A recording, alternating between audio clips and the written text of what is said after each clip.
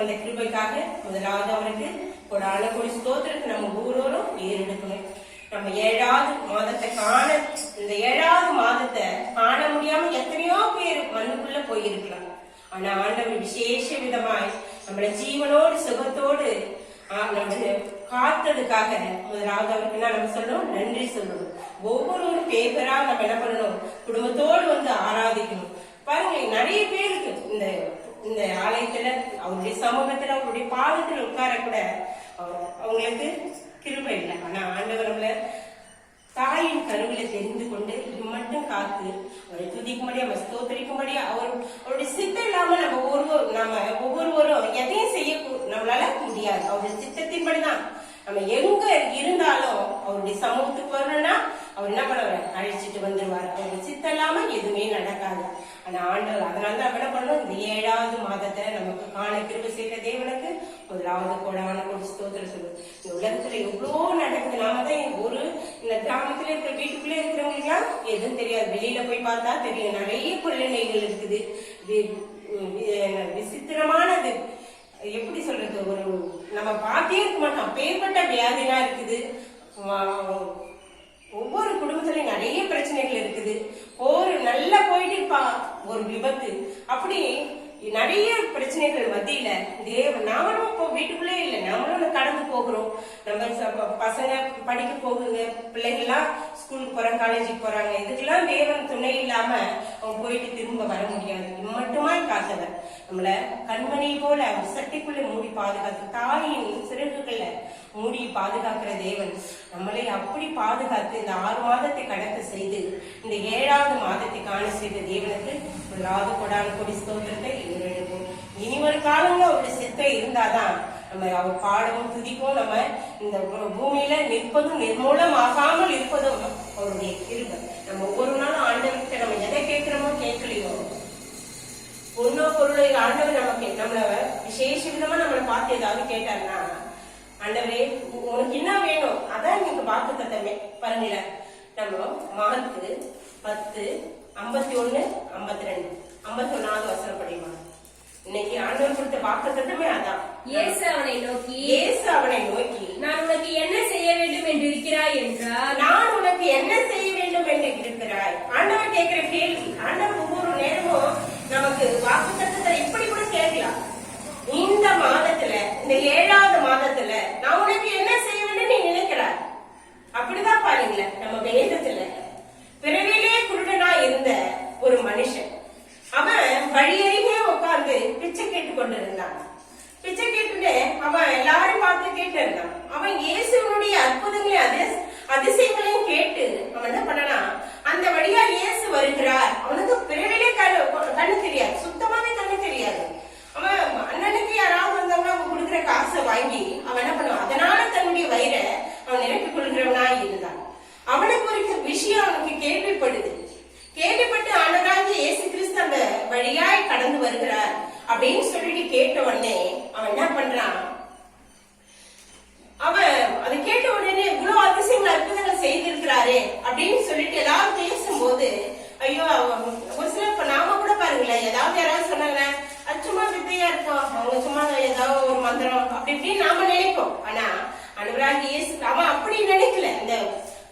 அந்த குருடன் அவன் என்ன நினைக்கிறான், இவ்வளவு அதிசயங்கள் அற்புதங்கள் செய்தவர் நம்மளுடைய வாழ்க்கைக்கு ஒரு வெளிச்சத்தை உண்டாக்க மாட்டாரா, என்னுடைய கண்கள் திறக்கப்பட மாட்டாரா அப்படின்னு நினைச்சிட்டு அவன் என்ன பண்ணா, ஆண்டவராகிய இயேசு கிறிஸ்து அந்த வழியா கடந்து வரும்போது எல்லாரும் முன்னடப்பவரும் பின்னடப்பவரும் ஓசன்னா, தாவீதின் குமாரனுக்கு ஓசன்னா அப்படின்னு சொல்லிட்டு எல்லாரும் பேசின்னு போறாங்க.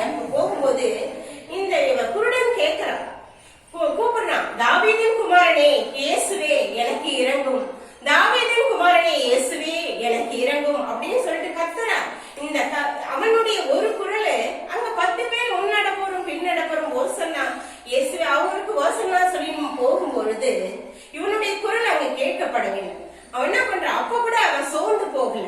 ஆண்டவரால நமக்கு நம்மளுடைய வாழ்க்கையில ஒரு வெளிச்சத்தை உண்டாக்க முடியும், அவரால நமக்கு நம்மளுடைய கண்கள் திறக்கப்பட முடியும். மனுஷனால கூடாது, இது மனுஷனால கூடாத காரியம் தான். ஆனா இயேசுவால கூடும், அவரால கூடும். அவனுக்குள்ள ஒரு விசுவாசம், அவனுக்குள்ள ஒரு விசுவாசம் வந்து ஆண்டவருக்கு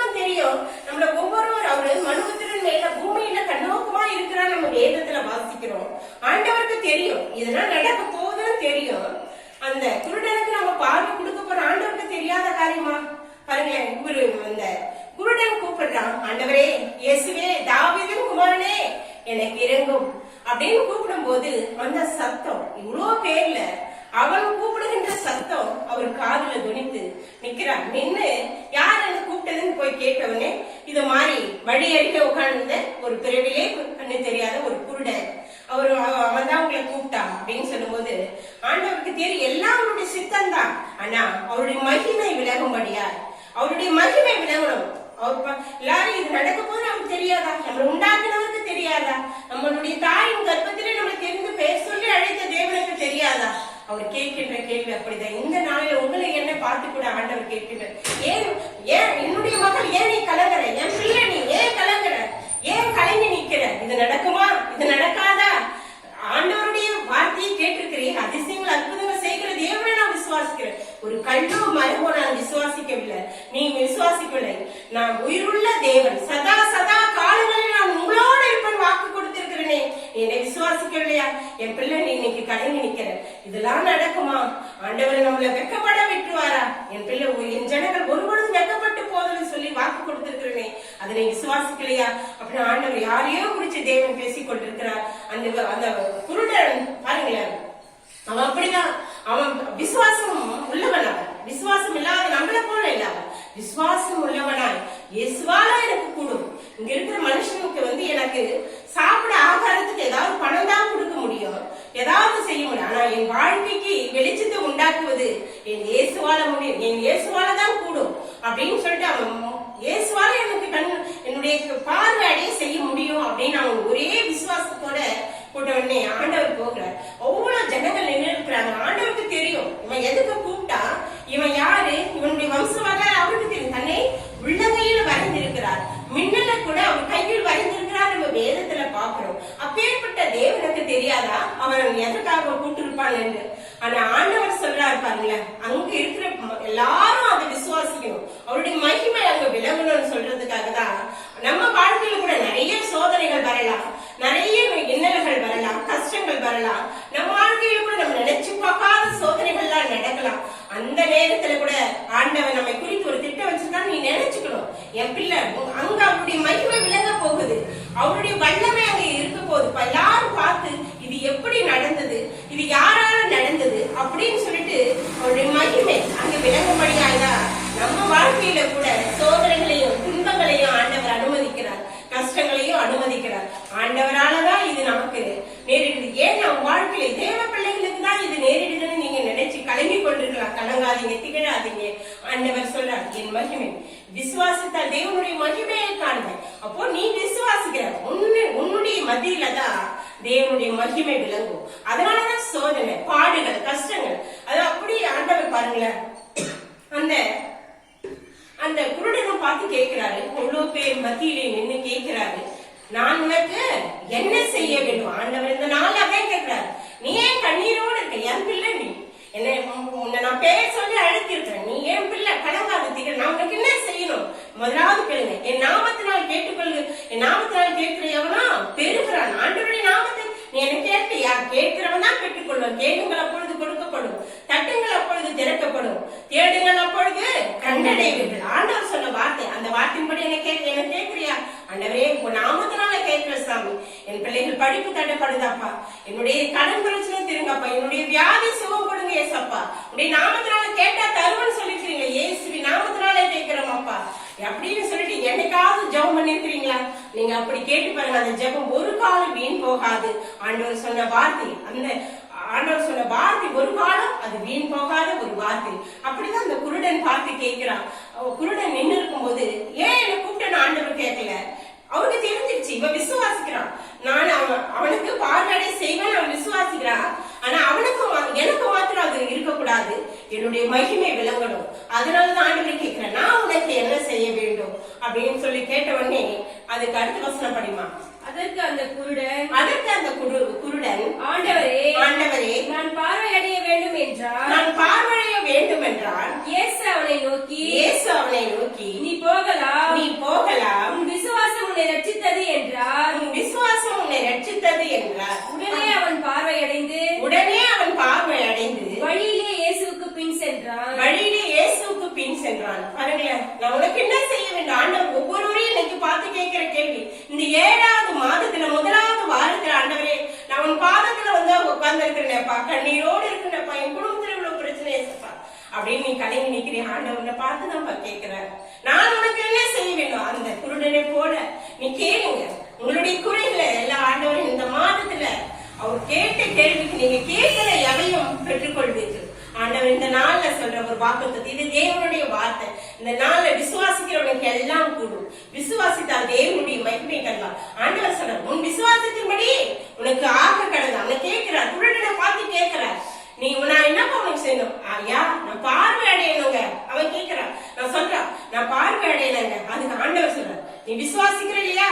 விசுவாசம் இருக்கணும், அவ்விசுவாசம் இருக்கணும். இது நடக்குமா, நடக்க கூடாது, நடக்காதா அப்படின்னு விசுவாசம் அவ்விசுவாசம் இருக்கக்கூடாது. விசுவாசம் இருக்கணும், இது நடக்கும், ஆண்டவரால இது கூடும், ஆண்டவரால இது செய்ய முடியும்.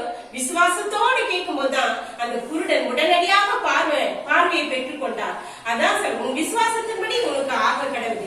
நீ என்ன நினைக்கிறியோ அதன்படி உனக்கு ஆக கடவுது. ஆண்டவர் இந்த நாள்ல நம்ம எல்லோரையும் பார்த்து சொல்றார். நான் நினைச்சாலும் ஆண்டவர்கிட்ட இன்னைக்கு நான் போய் ஆண்டவருடைய பாதத்துல உட்காரும் போது நான் உனக்கு என்ன செய்ய வேண்டும் அப்படின்னு அந்த வசனம் கேட்கும் போது, ஆண்டவரே அப்பா, நான் கேட்காததாலதான் நான் வாய் தந்து எதுவுமே, அப்பா உங்க சித்தம் எதுவோ அப்படி செய்யுங்க. அப்படிதான் ஜெபத்துல வைப்பார். அப்படியும் கேட்கலாம், ஆனா ஆண்டவரோட சித்தத்தின்படிதான் நடக்கும். இருந்தாலும் நம்ம என்ன பண்ணுவோம், நம்மளுடைய தேவை சொல்லுவோம். ஆண்டவர் சொல்லிருக்கிறார்ல, கேளுங்கள் அப்பொழுதுதான் உங்களுக்கு கொடுக்கப்படும், தட்டுங்கள் அப்பொழுதுதான் உங்களுக்கு திறக்கப்படும், கேளுங்கள் அப்பொழுதுதான் உங்களுக்கு கண்டடைவர்கள் சொல்லிருக்கிறீங்களாப்பா. என் பிள்ளைங்களுக்கு படிப்பு தடைப்படுது சாமி, என்னுடைய கடன் பிரச்சனை இப்படி இருக்குதாப்பா, என் குடும்பத்துல வியாதியோடு என் பிள்ளைகள் இருக்கிறாங்கப்பா, நான் வியாதியோடு இருக்கிற சாமி, எனக்கு இவ்வளவு பிரச்சனைகள் இருக்குதாப்பா, என் பிள்ளைங்களுக்கு திருமணம் ஆகல சாமி, எனக்கு இவ்வளவு தொல்லைகள் கஷ்டங்கள், ஜனங்கள் மத்தியில பிரச்சனைகள் தொல்லைகள். ஆண்டவரே, இதெல்லாம் நீங்க வந்துதான் சாமி எனக்கு சரியாகணும். ஆண்டவர் உங்களை பார்த்தா கேட்கிறேன், நான் உனக்கு என்ன செய்ய வேண்டும்? என்னோடு இருக்கிற இந்த பிரச்சனைகளுக்கு எல்லாம் தீர்வு, நம்மோடு இருக்கிற பிரச்சனைகளுக்கு எல்லாம் தீர்வு ஆண்டவர் இயேசு கிறிஸ்து மாத்திரம். விசுவாசி, நீ விசுவாசித்தால் தேவனுடைய மகிமையை காண்பார். அவனை கேட்கிறார், வார்த்தை பாருங்களேன், நான் உனக்கு என்ன செய்யணும் ஆண்டவர் கேட்கிறாரு. அதுக்கு அவன் சொன்னா, பார்வையடைய வேண்டும் ஏசப்பா. அப்போ நீ எப்படி விசுவாசிக்கல? நான் வந்தா உனக்கு பார்வை கிடைக்கும், நீ விசுவாசத்தை இல்லையா? அப்போ அது உன் வாழ்க்கையில நடக்கும். அப்படிதான் இந்த நாளை நம்ம ஒவ்வொருவரும் ஆண்டவர் வந்தா நம்ம வாழ்க்கையை மாற்ற முடியும். யார் யார் நினைக்கிறீங்களோ இந்த நாள் ஆண்டவர் உங்கள் வாழ்க்கையில் உள்ள அற்புதங்கள் அதிசயங்கள் செய்ய வல்லவராய் இருக்கிறார். ஆண்டவர் விசுவாசிக்கிறவனுக்கு எல்லாம் கூடும், அவருடைய மகிமையை காண்பார். அதுதான் இந்த மாதத்துல ஆண்டவர் கொடுக்கிற நமக்கு வாக்கு தத்துவம். ஆண்டவரை பார்த்து கேட்கணும், ஆண்டவரே எனக்கு உதவி செய்ய யாருமே இல்லை சாமி, எனக்கு சொந்த பந்தம் என் கூட பிறந்த யாருமே எனக்கு உதவி செய்ய எனக்கு முன் வரல, நீங்க வாங்க சாமி, எனக்கு உதவி செய்யுங்க அப்படின்னு சொன்ன ஒவ்வொரு ஆண்டவருடைய பார்த்து. அப்படிதான் பாருங்களேன், இன்னொரு வேத பகுதியை நம்ம வாசிச்சோம். ஒரு தகப்பன் போய் ஆண்டவர்கிட்ட சொல்றா, ஆண்டவரே எனக்கு கொஞ்சம் உதவி செய்யுங்க, என் மகன் இது மாதிரி அவனுக்கு ஒரு அசுத்தாவி பிடிச்சிருக்குது, அவன் தண்ணீரிலும் ஒரு சில நேரங்கள்ல தண்ணீரில் நெருப்பிலும் அவனை போய் அந்த பிசாசு தள்ளி விடுது. அப்பா நீங்க தான் உதவி செய்யணும், நான் எங்கெங்கே போய் மருத்துவம் பார்த்துட்டேன், நான் எவ்வளவு பணத்தை செலவு பண்ணிட்டேன், யாரோ தேடி மனிதரை தேடி போனேன், எதுவுமே பலன் கிடைக்கலேசப்பா, நீங்க தான் என் பிள்ளைக்கு ஒரு உதவி செய்யணும், நீங்க தான் உதவி செய்யணும். அப்படி நம்ம பிள்ளைகளை குறிச்சோ, நம்ம குடும்பத்து பாரத்தை குறிச்சோ எத்தனையோ பேரை போய் தேடி போயிருக்கலாம், நாடி போயிருக்கலாம். நம்ம யாரால போய் நம்பி இவங்க செய்வாங்க அவங்க செய்வாங்க யார நம்ம நம்பி போனோமோ அவங்க எல்லாம் கைவிட்டாலும் நம்ம ஆண்டவராக இயேசு கிறிஸ்து இந்த நாளை நான் உனக்கு என்ன செய்ய வேண்டும் ஆண்டவர் கேட்கிற கேள்விக்கு போல நமக்கு உதவி செய்ய வல்லவரா இருக்கிறான். தகப்பன் கேட்ட கேள்விக்கு நானும் அங்க கூட அவனுக்கு தெரியாம இல்ல, அவன் ஒரு பிசாசு பிடித்த பிள்ளை, அவனை இப்படி எல்லாம் அந்த பிசாசு அவனை இப்படி பயன்படுத்துதுன்னு ஆண்டவருக்கு தெரியும். ஆண்டவருக்கு தெரிஞ்சும் அவங்க என்ன பண்றாரு, அவருடைய மகிமை விளங்கணும், அவருடைய வல்லமை இருக்கணும். அங்க போய் கேள்வி கேட்கிறாரு, அது படிமா பாருங்களேன், கேள்விதான் ஆண்டவர் கேட்கிறது. இந்த நாள்ல கேள்வி, நான் உனக்கு என்ன செய்யணும், நீ என்ன, ஐயோ ஆண்டவரை நான் நேசிச்சுனேன், எனக்கு சோதனை தானே வருதுன்னு நீங்க இருதயத்துல கொஞ்சம் சலிப்போடு ஆண்டவர் மேல ஒரு நம்பிக்கை கொஞ்சம் குறைஞ்ச மாதிரி இருக்கிறதாலதான் ஆண்டவர் இந்த நாள்ல இந்த வார்த்தைக்கு நான் உனக்கு என்ன செய்ய வேண்டும், நான் இவ்வளவு கடத்தி இந்த பொல்லாத கொள்ளை நோய் மத்தியிலும் இன்னல்கள் மத்தியிலும் உன்னை நான் இம்மட்டுமா உன்னை சுகஜீவன் நம்ம நிற்பதும் நிர்மூலமாக ஆகாம இருப்பதும் அவருடைய கிருபைதான். அவருடைய கிருபையில நம்ம வாழ்வதே இல்லை, ஒண்ணுமே ஜீவனை கொடுக்கறது ஆண்டவர், நம்மளை மட்டும் ஜீவனை கொடுக்குற, அதுக்கே நம்ம ஸ்தோத்திரம் சொல்லணும். எல்லாத்தையும் அவர் கருத்துல வச்சுனாப்பா, என் குடும்பத்து பொறுப்பெல்லாம் உங்களுடைய கருத்துல வைக்கிற அப்பா நீங்க பாதுகாத்துக்கு கொள்ளுங்க அப்படின்னு சொன்ன ஆண்டவர்கிட்ட ஒப்படைக்கணும். உங்க நாமத்தினால கேட்டா நீங்க தருவீங்கன்னு சொன்னீங்களப்பா, இயேசுவின் நாமத்தினால கேட்கிற சாமி எனக்கு இதை செய்யுங்க அப்படின்னு கேட்கிற ஒவ்வொருவரும் பெற்றுக்கொள்ளுங்க. இது தேவனுடைய வார்த்தை. அந்த வசனம் படிமா. அந்த தகப்பன் கேட்கிற கேள்வி, அவர் அவனுடைய தகப்பனை நோக்கி இது இவனுக்கு உண்டாகி எவ்வளவு காலமாயிற்று என்று கேட்டார். இது இவனுக்கு உண்டாகி எவ்வளவு காலமாயிற்று? ஆண்டவருக்கு தெரியாதா? அவரை உண்டாக்கினவர், நம்ம உண்டாக்கினவர், அவருக்கு தெரியாதா? ஏன் இந்த கேள்வி கேட்கிறார்? நான் உனக்கு என்ன செய்ய வேண்டும்னு அங்கே கேட்டது போல இவனுக்கு இது எவ்வளவு காலம், இது இந்த பிசாசு பிடித்து இருக்குது, இவனுக்கு எவ்வளவு காலம் இங்க ஒரு கேள்வி கேட்கிறார். ஆண்டவருக்கு தெரியும். தெரிஞ்சிருந்தோம் ஏன் இந்த கேள்வினா அவருடைய சித்தம், அவருடைய மகிமை விளங்கணும் அப்படின்னு சொல்லிட்டு ஆண்டவர் இந்த கேள்வியை அந்த தகவலை பார்த்து ஆண்டவர் கேட்கிறார். அதுக்கு அவன் என்ன சொல்றாமா? அதற்கு அவன் சிறு வயது முதல் கொண்டே உண்டாயிருக்கிறது. சிறு வயது தொடங்கி அது இருக்குது சாமி. ஆண்டவருக்கு தெரியும். தெரிஞ்சிருந்தாலும் அவருடைய மகிமை விளங்கணும். சொல்லுமா, படிமா. இவனை கொல்லும்படிக்கு அது அநேக தரம் தீயிலும் தண்ணீரிலும் தள்ளிற்று. நீர் ஏதாகிலும் செய்ய கூடுமானால் எங்கள் மேல் மனதிறங்கி எங்களுக்கு உதவி செய்ய வேண்டும் என்றார். பாருங்களேன், எங்களுக்கு ஏதாவது நீங்க செய்யணும்னா ஆண்டவரே எங்களுக்கு உதவி செய்யுங்கப்பா. எங்களுக்கு உதவி செய்ய ஆள் இல்ல. ஒரு சில பிள்ளைகள்லாம் நினைக்கும், ஏதாவது ஒரு ஸ்கூல்ல ஒரு இதுனா ஏதாவது ஒரு அவங்க அப்பா பெரிய ஆளு அவங்களுக்கு கிடைக்கும், அவங்க அப்பாவுக்கு அந்த அரசியல்வாதி தெரியும் அதனால அவங்களுக்கு கிடைக்கும், அவங்க கொஞ்சம் வசதியானவங்க அதனால அவங்களுக்கு கிடைக்கும். எங்களுக்கு உதவி செய்ய யாரும் இல்லைன்னு நிறைய பிள்ளைகள் கலங்கி கொண்டிருக்கலாம். இந்த நாள் ஆண்டவர் கேட்கிறார், நான் உனக்கு என்ன செய்ய வேண்டும்? மனுஷனை நம்பி போன எங்களுக்கு உதவி செய்யலையா? நான் உனக்கு என்ன செய்வேன்? என்ன மறந்துட்டியா? நான் உன் தகப்பனாச்சு. தகப்பன் நமக்கு அவர் எஜமானன்னு சொல்லி கொடுக்கல. நமக்கு அவர் ஒரு ராஜா, ராஜாதி ராஜா தான். ராஜாதி ராஜாவா இருந்தாலும் நமக்கு எஜமானா இருந்தாலும் ஆண்டவர் நம்மளை எப்படி கூப்பிட சொல்லியிருக்கிறார்? தகப்பனே. அப்ப நம்ம தகப்பன் நம்மளை விட்டுருவாங்க? நீ உன்னை பெற்றெடுத்த தாய் தகப்பன் மறுத்திருந்தா நம்பிக்கொண்டிருக்கிறாயா? நான் ஒரு தகப்பன் இருக்கிறத மறந்துட்டியா? நீங்க கேட்கணும், எங்களுக்கு உதவி செய்ய ஆள் இல்லையே அப்படின்னு நீ ஏன் நினைக்கிறோம்? இருதயத்துல ஏன் நினைக்கிற? இன்னைக்கு ஏசப்பா இருக்கிறார், ஏன் தகப்பா இருக்கிறார் எனக்கு உதவி செய்ய. எத்தனையோ இடத்துல நான் உதவி கேட்டேன், கிடைக்கல. எனக்கு பறக்கல இருந்து வரும் உதவி நீங்க கண்ணோக்கமா 2 கைகளை மேல நோக்கி, அப்பா நீங்க என்ன தகப்பன் கூப்பிட சொன்னது உண்மைன்னா என்னுடைய வாழ்க்கையில் அற்புதங்கள் நடத்துங்கப்பா. அந்த குருடன் வாழ்க்கையில அற்புதங்கள் செய்தது போல, அந்த தகப்பனுடைய வாழ்க்கையில அற்புதங்கள் செய்தது போல எங்கள் வாழ்க்கையில அற்புதம் செய்யுங்கப்பா. உங்களுடைய மாதிரி நாங்க விசுவாசிக்கிறோம். உங்களுடைய ரட்சிப்பு எங்களுக்குள்ள கடந்து வரட்டும் சாமி. நாங்க விசுவாசிக்கிறோம் அப்பா. உங்களுடைய மகிமை எங்க குடும்பத்துல, எங்க குடும்பங்கள் நடுவில் நடக்கட்டும், எங்கள் கிராமங்களுக்கு மத்தியில நடக்கட்டும், எங்களுடைய தேசத்தின் மத்தியில நடக்கட்டும். நம்ம ஒவ்வொருவரும் கேட்டு பாருங்களேன், கேட்கிறவனும் பெற்றுக்கொள்வார். ஆண்டவர் சொன்ன வார்த்தை தகப்பனே அப்படின்னு கூப்பிட்டு பாரு. எனக்கு